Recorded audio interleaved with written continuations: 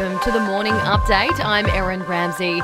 New South Wales and Victoria have been put on alert overnight after health officials confirmed a new positive COVID-19 case in each state. A quarantine hotel worker in Victoria has tested positive to coronavirus. The woman was tested at the end of her shift at the Holiday Inn at Melbourne Airport on Thursday when she returned a negative result. She returned to work on Sunday and later developed symptoms and then tested positive. Meanwhile, in New South Wales, it's been revealed a returned overseas traveller tested positive to COVID-19 2 days after leaving quarantine.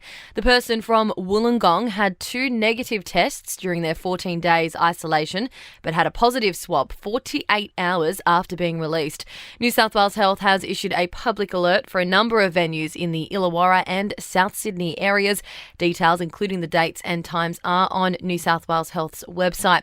Dr. Christine Selvey from New South Wales Health says border passes are now needed for travellers entering New South Wales from Victoria due to the hotel worker testing positive. People who have been to any of the public exposure sites listed on the Victorian Department of Health website must get tested and isolate for 14 days since being there, regardless of their test result. A UK study indicates the Oxford AstraZeneca vaccine offers less protection against the South African strain of the coronavirus.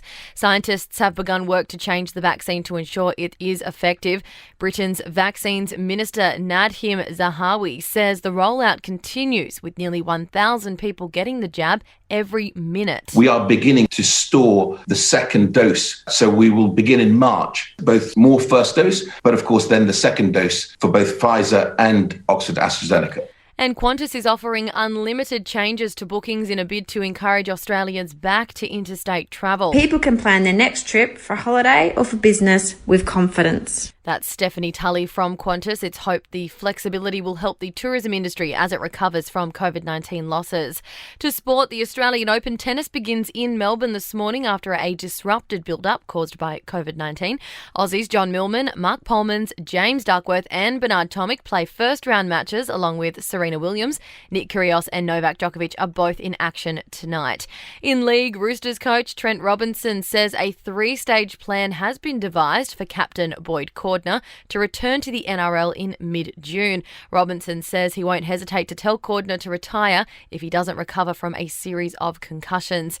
And the Kansas City Chiefs are the favourites to win Superbowl 55 when they take on the Tampa Bay Buccaneers in Florida later this morning. In entertainment news, and Little Women actor Timothy Chalamet plays the son of Edward Scissorhands in a Super Bowl ad for Cadillac cars. He's acting alongside Winona Ryder, who starred in the original cult film. This is the story of a boy with scissors for hands. No, not that one. Edgar, you're going to be late. This one.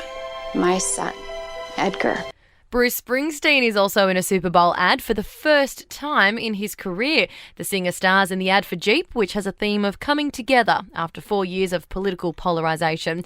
And The Weeknd is gearing up for his halftime show performance at the Super Bowl. He'll be performing at Raymond James Stadium in Florida, which will be at 30% capacity due to COVID-19. And that's the latest from the Nova Podcasts team. We'll see you this afternoon for another episode of The Update.